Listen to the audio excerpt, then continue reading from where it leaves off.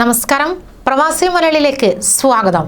പ്രവാസികൾ വളരെയധികം പ്രതീക്ഷയോടെ കാത്തിരുന്ന ശേഷമാണ് യുഎയുടെ ഭാഗത്തു നിന്ന് അനുകൂലമായ ഒരു തീരുമാനമുണ്ടായത്. ഇന്ത്യക്ക് ഏർപ്പെടുത്തിയിരുന്ന പ്രവേശന വിലക്ക് യുഎ മാറ്റിയിരുന്നു.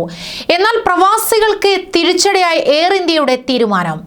ജൂലൈ 6 വരെ യുഎയിലേക്ക് വിമാന സർവീസ് ഉണ്ടാകില്ലെന്ന് എയർ ഇന്ത്യ അറിയിച്ചിരിക്കുന്നു. ട്വിറ്ററിലൂടെയാണ് എയർ ഇന്ത്യ ഇക്കാര്യം അറിയിച്ചത്. നേരത്തെ ജൂൺ 24 മുതൽ ദുബായിലേക്ക് സർവീസ് നടത്തുമെന്ന് വിവിധ വിമാന കമ്പനികൾ അറിയിച്ചിരുന്നു. ജൂൺ 23 മുതൽ താമസ വിസയുള്ള COVID-19 വാക്സിൻ 2 ഡോസ് എടുത്തവർക്ക് ദുബായ് വിമാനത്താവളം വഴി മടങ്ങി വരാമെന്നും അവർ പറഞ്ഞിരുന്നു. എമിറേറ്റ്സ് എയർലൈൻ, ഫ്ലൈ ദുബായ് എന്നിവയുടെ കസ്റ്റമർ കെയർ വിഭാഗവും ജൂലൈ 6 വരെ ഇന്ത്യയിൽ നിന്ന് യുഎയിലേക്ക് വിമാന സർവീസ് ഉണ്ടാകില്ലെന്ന് സൂചനകൾ പുറത്തുവിടുന്നു. അതുകൊണ്ട് തന്നെ കേരളം അടക്കമുള്ള സംസ്ഥാനങ്ങളിൽ നിന്നുള്ള പ്രവാസി ഇന്ത്യക്കാരുടെ മടക്കം വൈകാനുള്ള സാധ്യതയും കൂടുന്നു.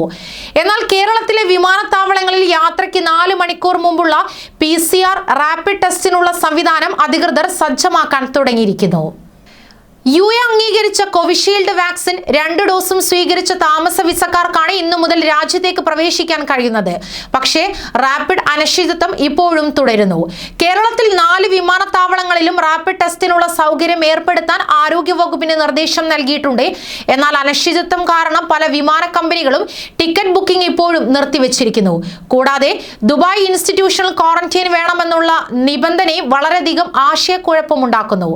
യാത്ര പുറപ്പെടും മുമ്പ് ഇക്കാര്യങ്ങൾ കയ്യിൽ കരുതാൻ മറക്കരുത്.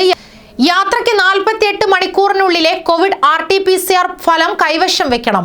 PCR ഫലത്തിന്റെ നെഗറ്റീവ് സർട്ടിഫിക്കറ്റിൽ QR കോഡ് രേഖപ്പെടുത്തണം.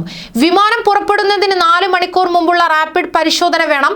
ദുബായ് വിമാനത്താവളത്തിൽ എത്തിയാൽ വീണ്ടും RT-PCR പരിശോധനയ്ക്ക് വിധേയമാകണം. ഫലം വരുന്നവരെ യാത്രക്കാർ ഇൻസ്റ്റിറ്റ്യൂഷൻ ക്വാറന്റൈനിൽ കഴിയണം. 24 മണിക്കൂറിനകം ഫലം വരും. തുടങ്ങിയവയാണ് യുഎയിൽ നിലവിൽ പുറപ്പെടുവിച്ചിരിക്കുന്ന വ്യവസ്ഥകൾ. ഇവയെല്ലാം പാലിക്കുക.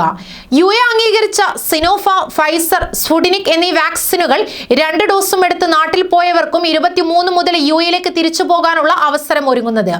ഇന്ത്യയുടെ കോവാക്സിന് യുഎയിൽ അംഗീകാരമില്ല എന്നതും ശ്രദ്ധേയമായ കാര്യം. വാക്സിൻ സ്വീകരിക്കാത്തവർക്കും സന്ദർശക വിസക്കാർക്കും യുഎ പ്രവേശന വിലക്ക് തുടരുവാൻ കഴിയും. യുഎ പൗരന്മാർക്കും നയതന്ത്ര ഉദ്യോഗസ്ഥർക്കും ക്വാറന്റൈൻ ബാധകമല്ല. കൂടുതൽ വാർത്തകൾക്കായി ഈ ചാനൽ സബ്സ്ക്രൈബ് ചെയ്യുക.